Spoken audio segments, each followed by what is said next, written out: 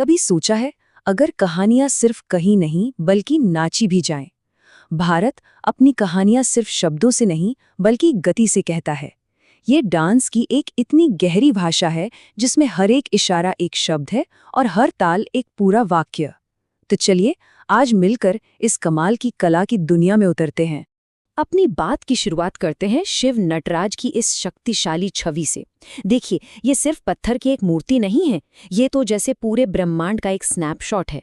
उनका ये डांस, जिसे आनंद तांडव कहते हैं, वो क्रिएशन, प्रिजर्वेशन और डिस्ट्रक्शन यानी निर्माण, संरक्षण और विनाश के कभी न खत्म होने वाले चक्र को दिखाता है।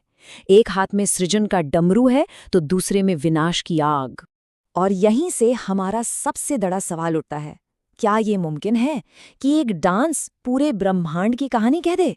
ये कोई पोएटिक आइडिया नहीं है, बल्कि भारतीय नृत्य परंपरा की यही तो नींव है। आज हम इसी सवाल का जवाब ढूंढने की कोशिश करेंगे।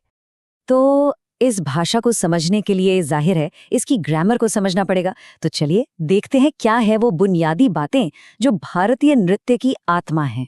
इस ग्रामर के आप कह सकते हैं दो सबसे जरूरी हिस्से हैं। एक तरफ है तांडव, ये शिव का शक्तिशाली ऊर्जा से भरा नृत्य है जो मैस्कुलिन एनर्जी को दिखाता है। और दूसरी तरफ है लास्य, ये पार्वती की कोमल, सुंदर और भावों से भरी गतियां हैं जो फेमिनिन ग्रेस को दर्शाती हैं। इन्हीं दोनों शक्तियों के बैलेंस से डांस में इमोशंस पैदा होते हैं। ओके, तो हर परफॉर्मेंस जो हम देखते हैं वो इन तीन चीजों से मिलकर बनती है। पहला है नृत्य यानी प्योर डांस, जिसमें सिर्फ रिदम और मूवमेंट पर जोर होता है। फिर आता है नृत्य, यहाँ से इमोशंस और स्टोरी टेलिंग शुरू होती है, चेहरे के हाव भाव और इशारों से। और आखिर में है नाट्य, ये तो पूरा का पूरा ड्रामा है जिसमें डांस, म्यूजिक और एक्टिंग सब कुछ शामिल है। ये तीनों मिलकर ही एक कंप्लीट एक्सपीरियंस बनाते हैं। तो अब जब हम ये बेसिक ग्रामर समझ गए हैं, तो चलिए भारत की कलात्मक विरासत के क्राउन जूल्स यानी क्लासिकल डांसेस की बात करते हैं। इनमें से हर एक का अपना एक अलग इतिहास है, अपनी तकनीक है और अपनी स्टाइल है जो सदियों की मेहनत से तैयार हुई है।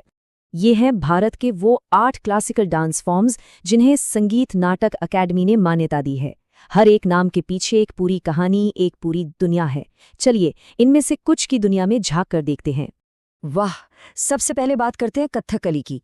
और देखिए, सबसे पहली चीज जो ध्यान खींचती है वो है ये कमाल का मेकअप और कॉस्ट्यूम। ये सिर्फ सजावट नहीं है, ये तो एक तरह का ट्रांसफॉर्मेशन है। डांसर अब डांसर नहीं रहता, वो माइथोलॉजिकल कहानियों का एक जीता जागता कैरेक्टर बन जाता है। ये डांस फॉर्म केरल से आता है और इसे कथा नाटक यानी स्टोरी प्ले भी कहते हैं। और कमाल की बात यह है कि कलाकार एक शब्द नहीं बोलते, सब कुछ आंखों, आईब्रोज और चेहरे के मसल से कह देते हैं। यहाँ तक कि मेकअप के रंगों का भी अपना मतलब होता है, जैसे हरा रंग अच्छाई के लिए और लाल बुराई के लिए। चलिए अब केरल से चलते हैं ओडिशा। यहाँ हमें मिलता है ओडिसी, और इसकी सबसे खास बात है इसके स्कल्पचरल पोजेज। मतलब इन मुद्राओं को देखकर ऐसा लगता है जैसे मंदिर की दीवारों पर बनी मूर्तियां जिंदा हो गई हों। ओडिसी की एक और पहचान है त्रिभंग पोज। त्रिभंग यानी शरीर 3 जगह से मुड़ा हुआ, गर्दन, कमर और घुटने। इसी से इसमें वो खास ग्रेस और फ्लो आता है। ये डांस पूरी तरह से डिवोशनल है और अक्सर भगवान जगन्नाथ की कहानियों पर आधारित होता है। ठीक है, अब चलते हैं north east India, Manipur. Manipuri dance को पहचानना बहुत आसान है।